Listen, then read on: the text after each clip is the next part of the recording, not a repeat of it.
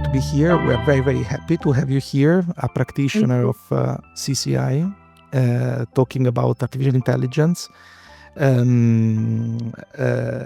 I invited you because we had a very nice conversation about this in December in Bari, at meeting organized by an event organized by Buia Creativa. And I thought of you because you were like, you were on the creative side, but you were explaining how you use AI in a very concrete way, until the point that me also I understood. So I consider this very, very nice. And then I thought maybe Lucia will give us some insight, really concrete and real, on how this has changed a little bit the way in which she works, which is not very common for creative professionals. So first of all, I will give you space to introduce yourself, Lucia, maybe who you are, what do you do in life, and yeah. Okay, I'm Lucia Vittoria Sabba. Nice to meet you, everybody, and thank you for inviting me. I'm an art director, creative photographer, and I work especially in fashion. So I start to work with artificial intelligence, also to make my work more faster. And for example, to show some clients one mood board or an idea, and the type, the images that we can change and elevate and work after. So I use an artificial intelligence like an idea, a visual idea, to start after my work with photography. So I don't know if you have some specific questions. Yeah, definitely. So I think that first of all, you already clarified that these cover a part of your work, right? So my first question will be, first of all, are there any specific tools that you use, like artificial intelligence program or softwares that you can mention to us, that you can share with us? Yes, I usually work with Midjourney. Okay. And also with Photoshop, and another program that it's called Evoto, that works especially on the retouch part of the images. So with Midjourney, for example, I use this tool to explore, to start with an idea. And I think it's so useful when you know exactly what do you want to achieve. Because sometimes it's a real creative tool, in a way that you start with a prompt, and the Midjourney start to produce images that sometimes are much more creative than something that you have inside your mind, you know. Okay. So you have to understand how works this part of the tool, and work with it to change what do you want to change. But it's the most important thing is to know what do you want to achieve, because if not, you can't arrive to the results that you need. It's not effective, no? I think that for me it's exactly the same. I work out with ChatGPT, and I try to give very specific request to the assistant, right, to the machine, so that I get the outcome that I want. If I start to be vague in this, the outcome also is very generic and vague, and I don't need that actually. So, but it's interesting then that you use it since the design phase then. You don't just use when you have an image that you have produced yourself, and then, I don't know, you ask to the machine to help you in retouching this or improving something. You use this since the design phase. And can I ask, how frequently do you use? Like, it is something that you do every day, for example? Or It depends as well how much you work, I believe, I imagine. But is it something that it is really embedded in your practice, in your daily practice? Or it is something that you use, I don't know, once a week, twice a week? Generally, once a week, because depend of kind of work that I have. Generally, now I work also with people that want me works as a photographer, like for events or another kind of photography that is not only for fashion. So I need to have time to making other things.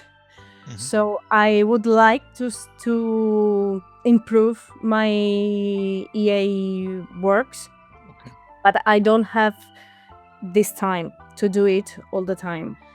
You need some training, I guess, no? Yeah. Participating in a training, for example. Exactly. Do you know any? Did you find any easily? You don't have time for doing it, okay?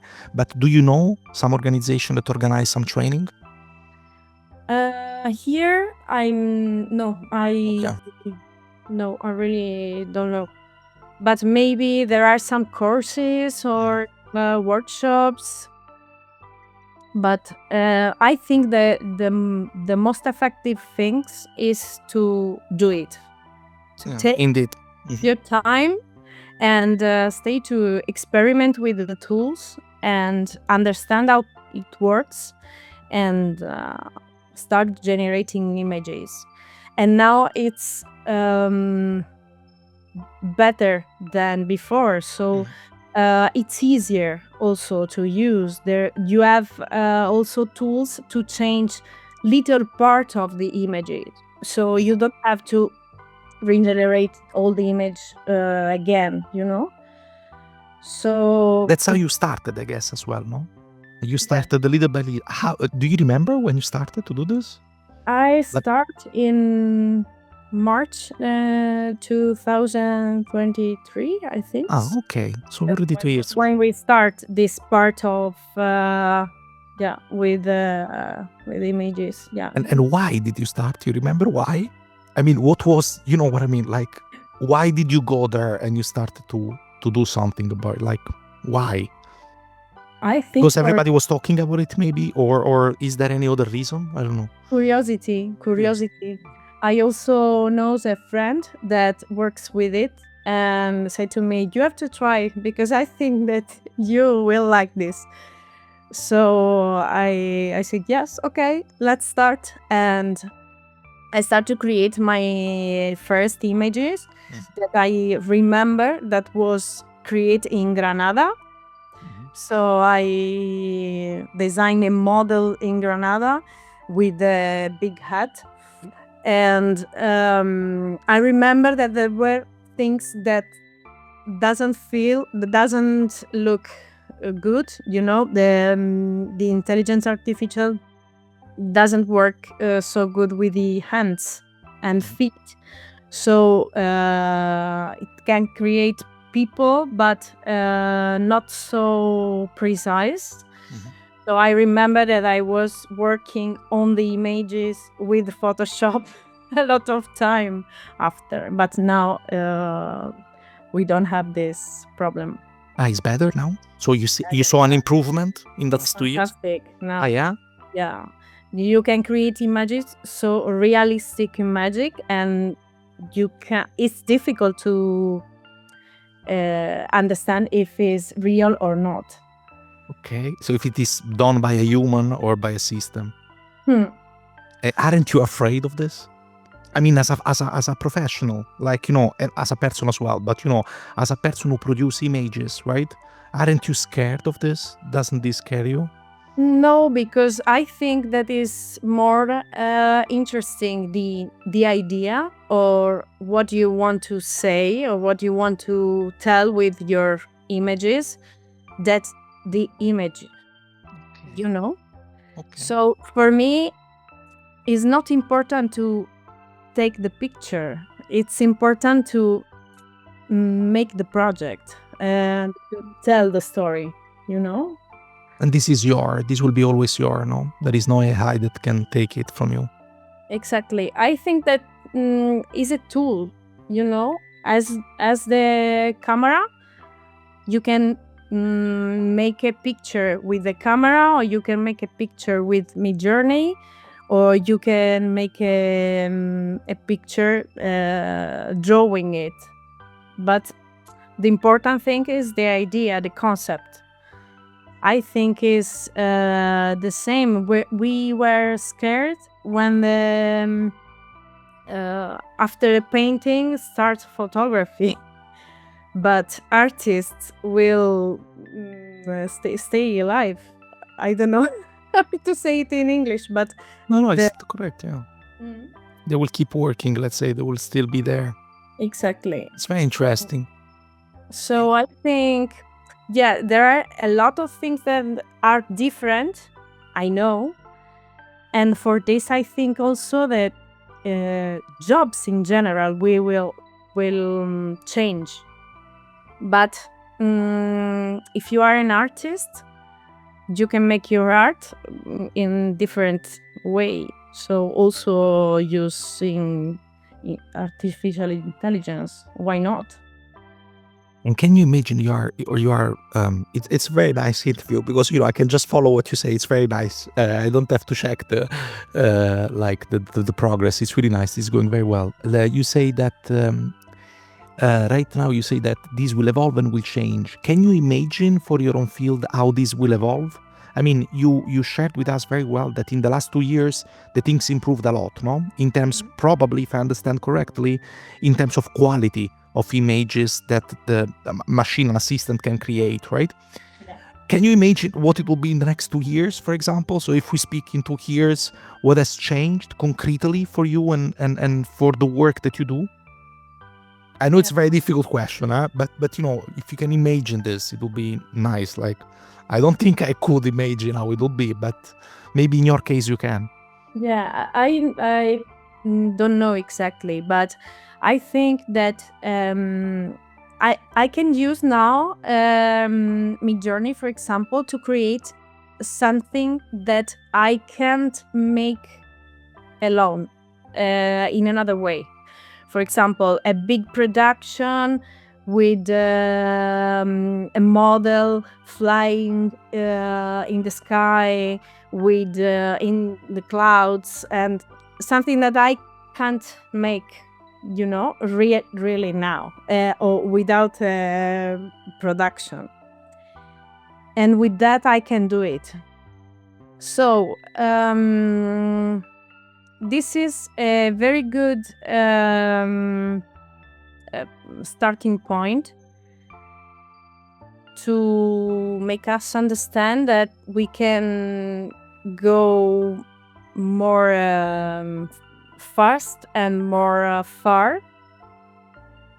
I don't know exactly how, but I think that in a way we will start to work more on our creativity without limits.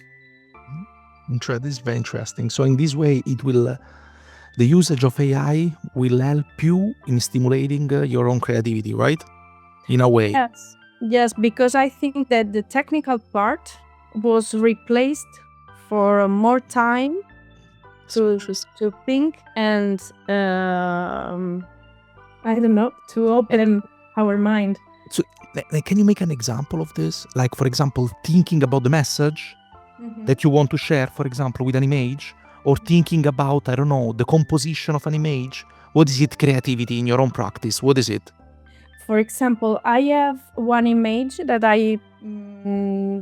different images. I think that finally there was like 9 or 10 images in editorial production that was made to let people think about fashion consume and I consumption. Yeah. Yes, yeah. So there was a model with a mountain of clothes on her Your shoulders, like a waist, no? a big mountain of waste, no? Yes. Cloth waste. And a model in the center. There was a way to think about not waste with don't buy more, but use and reuse what you have, no? And how can work with this, for example, with upcycling, without consume. And maybe it's better to see the images. I can share it with you. You can even share the screen, I guess. If you can share the screen as well if you want. Yeah, but I have to search on it. Okay. Maybe in my Instagram you can see it. Okay. I have to. If you have a minute, I can find it. Yeah, go ahead, no worries. Okay, so one moment. It's very interesting what you are saying anyway. I think in my own practice, I found exactly the same. I've been saying as well this in other interviews that we had, that in the end, we are discussing about the usage of artificial intelligence, but I find this a discussion on what is human, rather, in the sense that, it's the usage of artificial intelligence for repetitive tasks. It helps me to understand what is human and what is the added value that I myself I can bring. For example, in my case, is project design. Yeah. When I think about some project which is similar to your in a way, in the sense that, like, what is the why of the project and what do I want to achieve with the project. But after, if I have to fill in an application form, I mean, this is more, okay, cool, nice. We see the screen now. Okay. It's very nice. Go ahead, sorry. No. Tell me. And No, it's this. In the end, I mean, before I didn't have time to focus more on the project design, and another very human task was to involve partners and to talk with them a lot, to change the project together with them.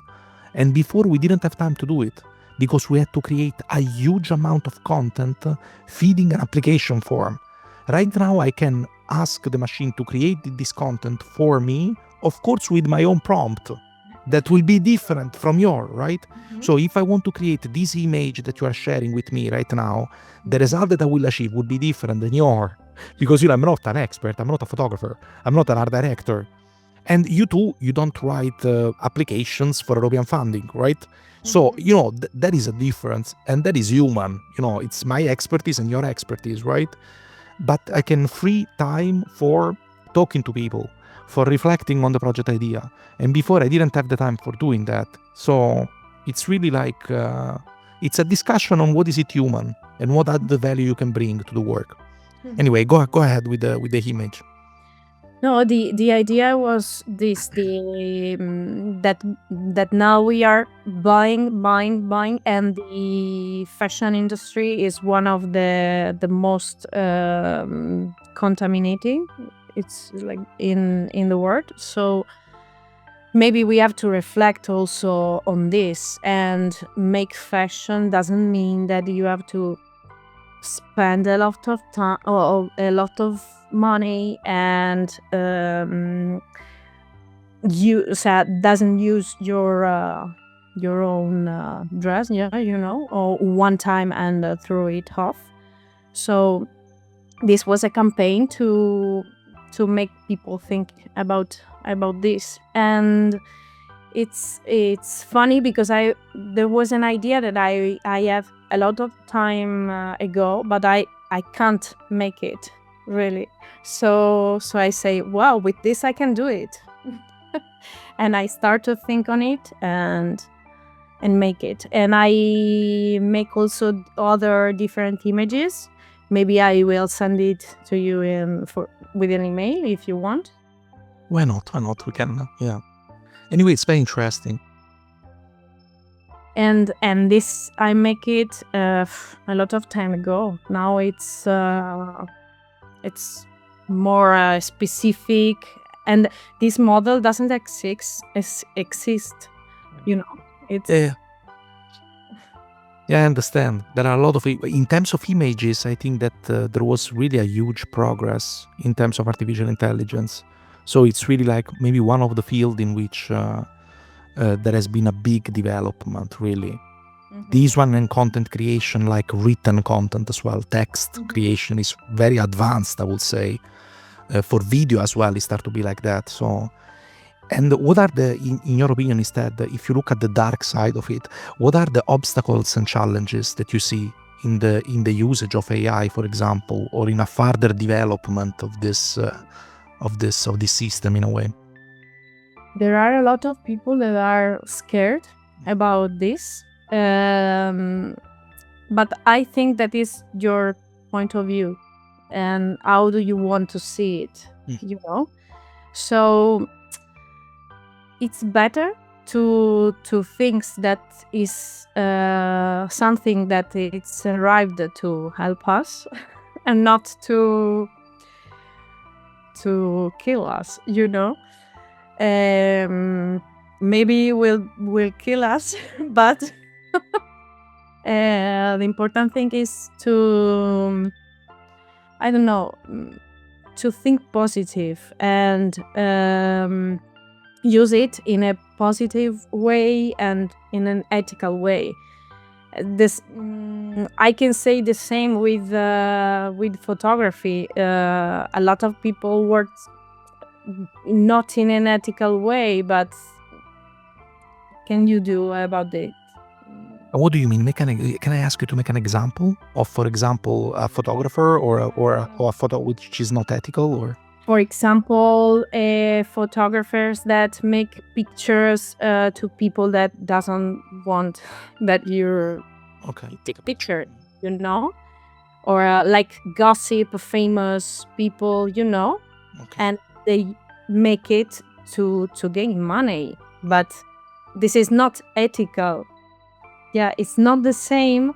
It's not based on consent, no? There is no consent. No. You can also do it with artificial intelligence. You can use an image of a model and gain money with this, but without her consent, for example. But there are also now, for example, I don't know if you know, Mango. There is a Fashion company, no? Yes, a fashion company. They are working with AI models, but they are paying their images to them. So, for example, they can choose a model that is from New York, and they work with her without their presence. Physical presence. So they are paying for her work in another continent, Okay, I understand. It's interesting. I was thinking something, I forgot. In terms of images, can you discover, can you understand whether an image is fake or not? You yourself, I mean. Yes. Yeah, you can? How? I'm not an expert. So for me, it will be very difficult. I think that I will follow my own emotion. But this, this is very nice, but sometimes it might lead to mistake. I mean, I don't think that it can ever lead to mistake to follow your emotions. But you know what I mean? Like, it will be difficult for me to understand. Is there a specific way through which you do it? Like, I don't know, you know what I mean? Like, I don't know, composition or it's just a feeling. No, it's a feeling, and also details. Like for example, ants now are more precise, but if you look, you can find something that is rare, weird, and I don't know, this for realistic images, but maybe you can create, for example, graphic design or something that is more illustrating, that it's so difficult to understand if it's created from a person or with AI intelligence. So Okay. Depends. I think that I can recognize photos because I'm a photographer and I know some details about photography, but maybe a graphic designer could recognize if it's something created for artificial intelligence or not. Okay. Another question. This is complicated. It's difficult. I don't know if you know, if you heard something about um, the environmental sustainability of this AI system. No, so the fact, for example, I read some articles on the specific usage of water for keeping the server active. Let's say I don't even know very well how to explain this because I'm not an expert, but I know that, for example, whatever question we pose to ChatGPT or to any other artificial intelligence system has a price, no, as a price tag and as a cost on the environment. Do you know something about this, and how do you relate to this issue? I know it's very difficult, huh? So it's a question that is difficult to answer, but I'm asking whether you are aware of it and how do you relate to it? Yeah. I'm aware of it, but I really don't know precisely how is contaminating environment. So yes, I have to learn more about it, really. But yes, I know that it's a real cost for the planet. So yeah, maybe I don't know. I think that this is the same of plastic. That when born plastic was the most Revolution. revolution, and everybody started using it and was fantastic because life was better with plastic.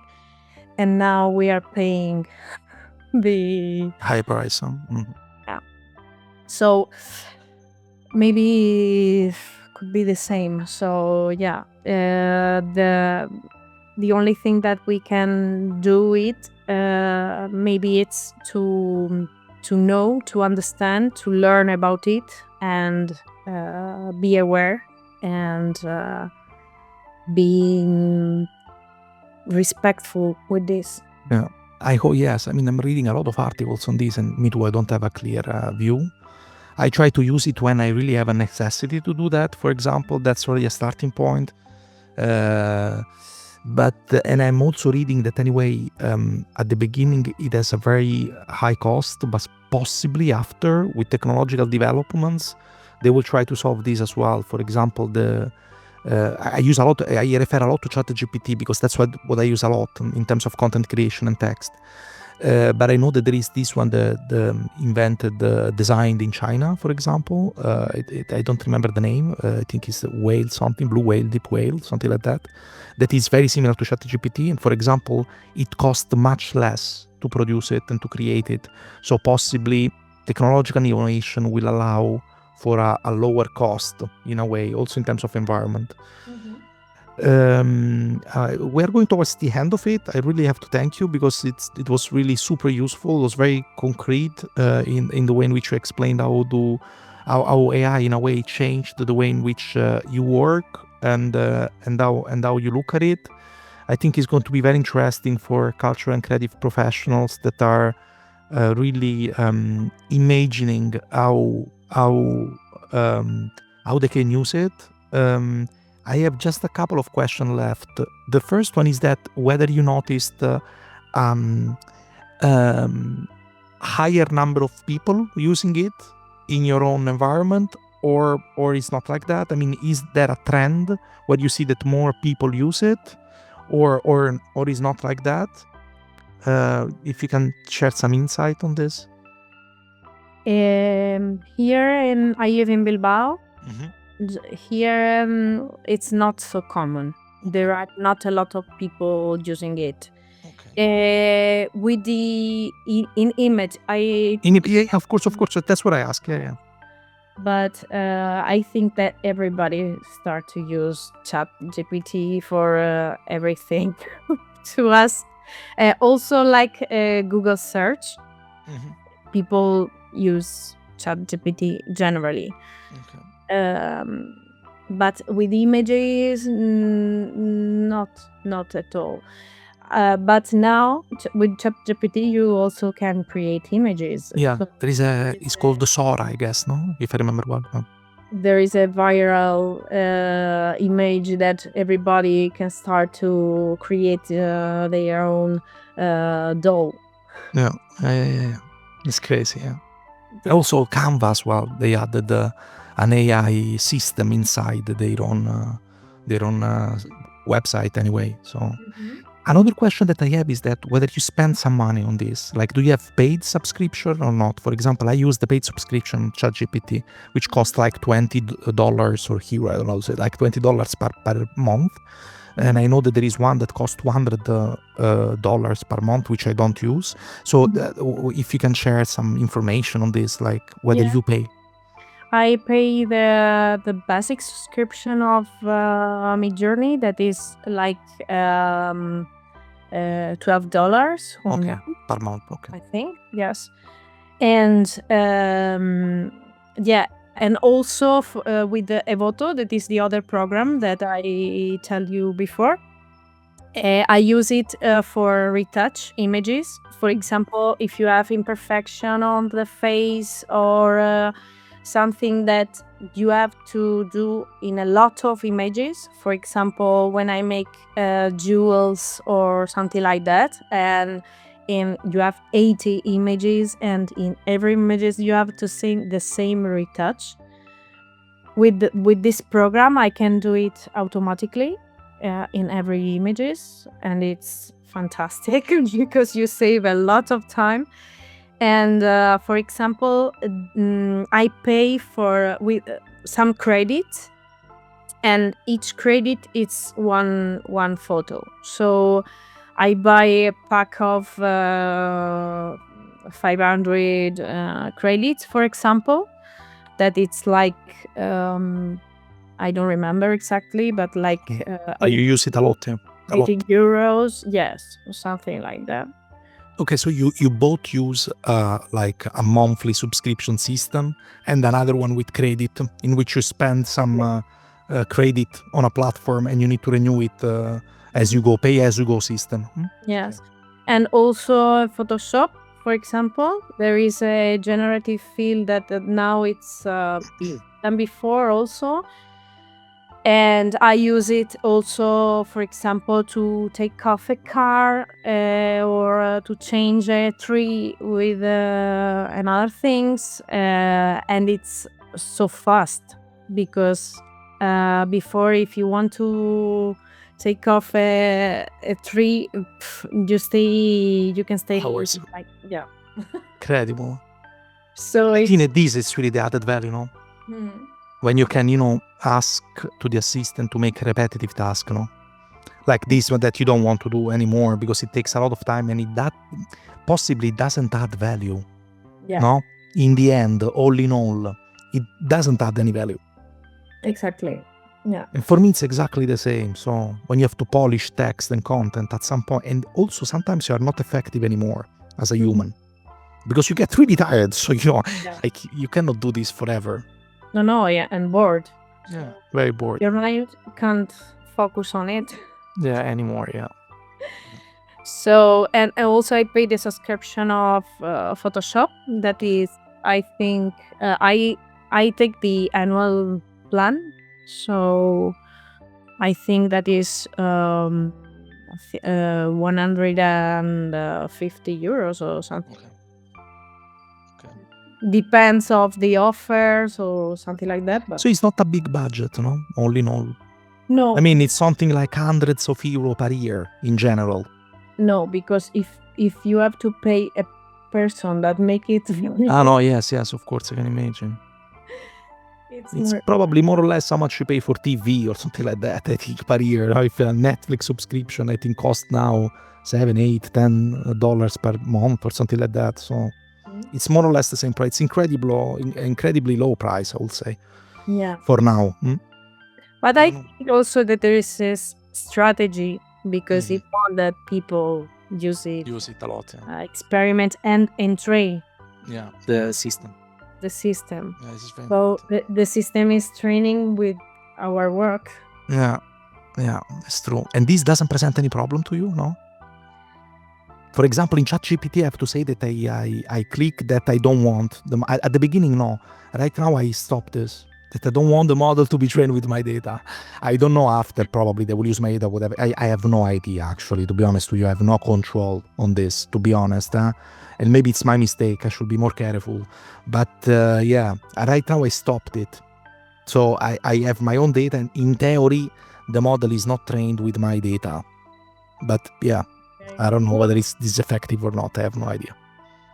I'm for me there is not a problem. For me, interesting that a model can train with my data, because also I don't know if I have my style and I start to create images with my style. If people can put, I want an image style of Lucia Vittoria Sabba, and the system can do it. I think it's fantastic. It's as you can put, I want an image as a Picasso style, and it can do it, So Me, I also don't do. You know why? Because sometimes I don't like that it takes my memory. So, for example, I want to start fresh. I don't want that because I create project after project, right? We write like, I don't know, 10, 15 projects per year. So I don't necessarily want that when I start a new project, the machine start with my own approach. Maybe I want something new, but it's mostly for this. But I am evaluating this because sometimes instead is better because it's faster if it gets all the information from before, and it might be deeper maybe because we wrote a project already together, so the process is maybe richer. While instead, if I put the memory to 0 all the time, I feel a little bit better because it's not pre-ordered. The answer of the machine can be different. Also, if I change the prompt mostly. So I don't know, but I don't have a clear answer to this. Like, depends on the project, I think. Yeah. Because you also can choose to put to 0 the memory with a concrete project, and with others no. Yeah, indeed. Maybe depends on the kind of project. Okay, look, thank you, Lucia. It's the last question that I have is whether you can give to people who are starting this like journey of using AI in your own field, whether you have any specific advice that you can share with them, like how to approach this or how not to approach this, I don't know, but whether you have something to share with them. It's the same that I say in the first part of the interview. I think it's so important to have a clear idea of what do you want to achieve. So if you know what kind of story you want to tell and what is your message, it's the image become real, and it doesn't matter the way you arrive there, but and you can surprise yourself when you are creating it also, and you decide to take the idea that AI bring to you or not. But I think that is the first part, because if you are not focused on what do you want, the result is vague, as you told before.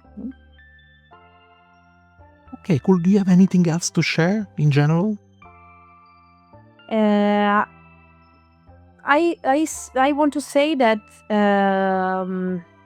don't be afraid about this. It's interesting to explore, be curious, start to experiment, because this is the way to growth in general, and not only to make things but to make things to be more creative, and you have more time to do what you want to do. Okay. It's very nice because, even if we interview people with a completely different background and profile, most of the advices are the same. Like, don't be afraid, be curious, try to experiment and find your own way, because it seems that this is something that is coming but is staying as well with us, AI. So we better approach this with the sort of right mindset. Otherwise, it might be a problem. Thank you, Lucia. This was super interesting, super nice. Thank you so much. We were very happy to have you here. So yeah, we hope that after we'll be in touch with the project. You know that after we'll create an e-learning platform with a lot of content, starting from the second year. And maybe there will be also as well for an opportunity for you to be trained or to train there. Also because the platform will be completely free with a lot of different materials on the usage of artificial intelligence for different kind of sectors linked to cultural and creative industries. So in a way, we are trying to close the gap that you have also identified in terms of training. Thank you very much, Dan. Okay. Thank you so much. Thank you. Bye bye. Bye bye.